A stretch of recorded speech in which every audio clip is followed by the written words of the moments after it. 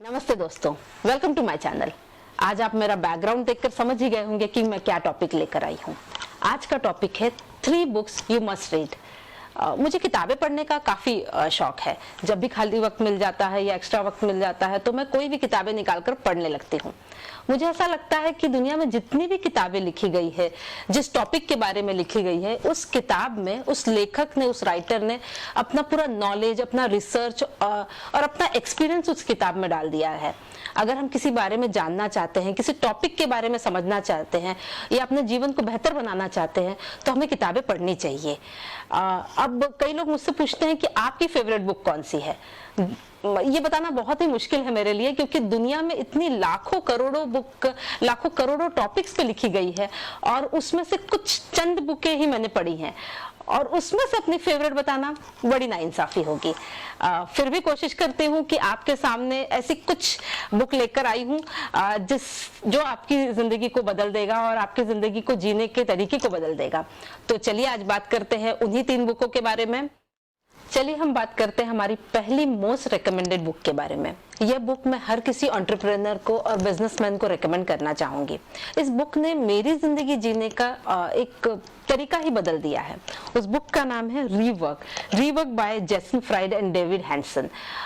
इस बुक ने मुझे मेरे काम करने के तरीके को सोचने पे मजबूर कर दिया। काम मत कीजिए, री इमेजिन योर वर्क। इसमें एक बहुत ही खूबसूरत लाइन है, ASAP इज अ पॉइजन।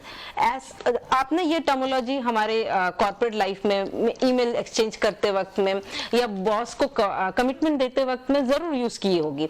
आपकी सून की परिभाषा और मेरी सून की परिभाषा एक नहीं हो सकती।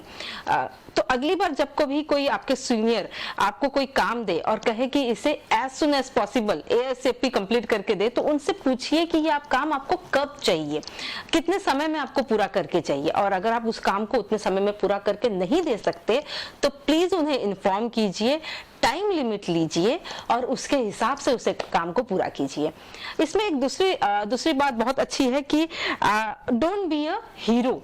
अब हीरो की परिभाषा हमारे टॉलीवुड और बॉलीवुड फिल्मों में एकदम बिल्कुल अलग है कि हीरो मतलब 20 से 40 गुंडों से वो अकेला ही लड़ता है। वो एक परफेक्ट हस्बैंड होता है, एक परफेक्ट पिता होता है, एक परफेक्ट बेटा होता है। अब ऐसे लोग आपको रियल जिंदगी में नहीं मिलेंगे। आप हीरो नहीं है, आप तो एक नॉर्मल इंसान है। आप गलतियां करेंगे, गलतियों को एडमिट करिए, फिक्स कीजिए और आगे बढ़िए। ऐसे बहुत सारी चीजें इस बुक में बताई गई हैं। इससे आपकी जिंदगी जीने का एक ऑर्बिट ही चेंज हो जाएगा। मैं आपसे हाईली रिकमेंड बुक में ये मेरी पहली बुक है, तो इसे जरूर पढ़िएगा और मैं कहूंगी हर कोई बिजनेसमैन इसे जरूर पढ़े। अब मैं आपके सामने दूसरी लाइफ चेंजिंग बुक लेकर आई हूँ।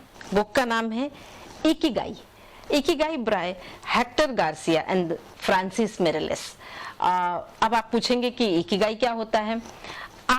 हम सबके दिमाग में पहले कभी ये क्वेश्चन जरूर आया होगा या आता है कि हम इस दुनिया में क्यों आए हैं, हमारे यहाँ आने का उद्देश्य क्या है, सही और गलत क्या है। इकिगाई की शुरुआत एक जापान के एक छोटे से गांव से हुई है जिसका नाम है ओकिनावा। वहाँ के लोग काफी दीर्घायु होते हैं, काफी सेटिस्फाइड होते हैं और काफी खुश रहते हैं। उन लोगों पर साइंटिस्ट ने काफी रिसर्च की है और उनके जिंदगी जीने के वेज इस बुक में प्रस्तुत किए गए हैं। हमें कैसी जिंदगी जीनी चाहिए और हमारा इकिगाई क्या है, हमें कैसा ढूंढना चाहिए, वो इस बुक में पूरी तरह से बताया गया है। मैं हाईली रिकमेंड बुक में से इस बुक को दूसरे नंबर पे रखती हूँ। प्लीज पढ़िएगा। और आप अपना इकिगाई कैसे ढूंढ सकते हैं इसके लिए मैं एक अलग से वीडियो बना रही हूँ, जिससे आप जरूर देखिएगा। अब हम बात करते हैं हमारी तीसरी बुक के बारे में। यह बुक मैं ऑलरेडी बहुतों को रिकमेंड कर चुकी हूँ और उन्होंने अपना लाइफ चेंजिंग एक्सपीरियंस मुझसे शेयर किया है। बुक का नाम है जीवात्मा जीवन के जीने के नियम, the laws of the spirit world by Khurshid Bhavnagri. ये बुक थोड़ी अलग है। इसे किसी बहुत बड़ी फेमस पर्सनालिटी ने या किसी बड़े ऑथर ने नहीं लिखा है। इसे लिखने वाली एक माँ है। उस माँ ने बहुत ही कम उम्र में अपने 2 बेटों को एक कार एक्सीडेंट में खोया था। इसमें उन बेटों ने किस तरह से अपनी माँ से कनेक्ट किया और वो वहाँ के क्या क्या मैसेज हम तक पहुँचाना चाहते थे, उस बारे में बहुत ही खूबसूरती से लिखा गया है। लाइफ आफ्टर डेथ के नियम क्या है, हमें किस तरह की जिंदगी जीनी चाहिए, उस बारे में इस बुक में लिखा गया है। I personally recommend this book to read. अगर आप कोई ऐसी ही बुक पढ़ना चाहते हैं या जानना चाहते हैं तो प्लीज कमेंट बॉक्स में इसे बताइए। मैं कोशिश करूंगी कि उस बुक को पढ़कर आपको सामने ला सकूं।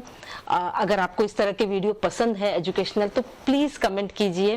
Please like and subscribe my channel for more updates. Thank you.